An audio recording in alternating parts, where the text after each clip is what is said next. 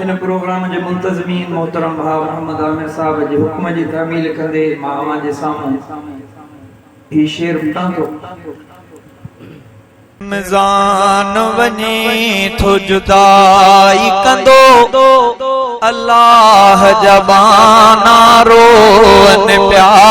अल्लाह जबाना रोन प्या ही बत भरो मेहमान हुयो अल्लाह जबाना रोन प्या अल्लाह जबाना रोन प्या कुछ मानू गुजर रमजान में होया इन रमजान में तवा सा गड ना मता तवा सा जे जिंदगी जो ही आखिरी रमजान हो काई खबर दुआ कयो त अल्लाह से रमजान जो रहमतों बरकतों तवा सा सभनी के नसीब फरमाए रमजान वने थो जुदाई कंदो अल्लाह जबाना रोन प्या अल्लाह जबाना रोन प्या ही बत भरो मेहमान हुयो अल्लाह जबाना रोन प्या अल्लाह जबाना रोन प्या बरकत संभरल रहमत संभरल टी रहण आयो मिठो बाकी डी बटे रही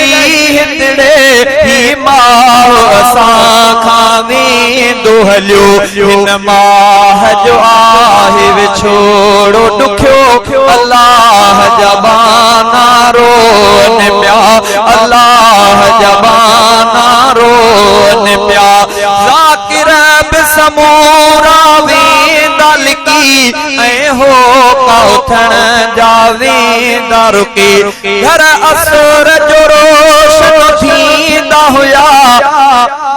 उहे ॾींहं चराग बि वेंदा उजे ही वक़्तु विछोड़ जो आयो इजो अल्लाह जबाना रोन प्या अल्लाह जबाना रोन प्या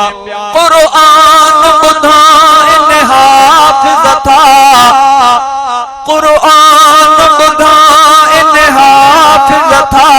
बिन पोया ॿुधने मोमिन बि पया ही हाफ़िज़ बि घर वेंदा हलिया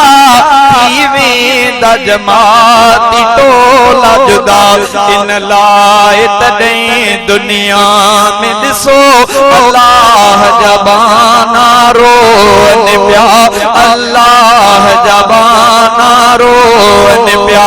रमज़ान वञे थो जुदाई कंदो अल्लाह जबाना रोन प्या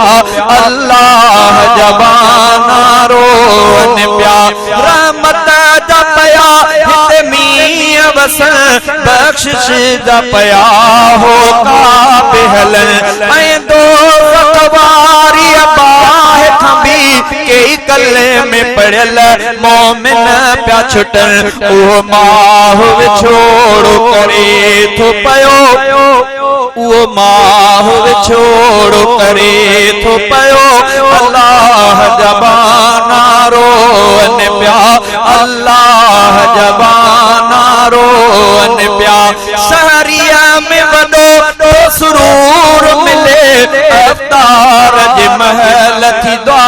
अखिजे ऐं हज़ार वरिया खां शान भरी हिन माह में थी हिक रात अचे हिन माह जे लए जग में मूं ॾिठो अल्लाह जबाना रोन प्या रमज़ान मिठे जो रहमत शल हिन बरे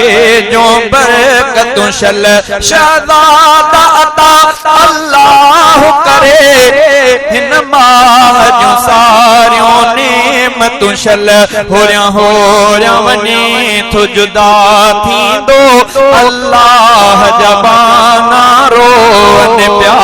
अल्लाह जबाना रोन प्या रमज़ान वञे थो जुदाई कंदो अल्लाह जबाना रोअन प्या अल्लाह जबाना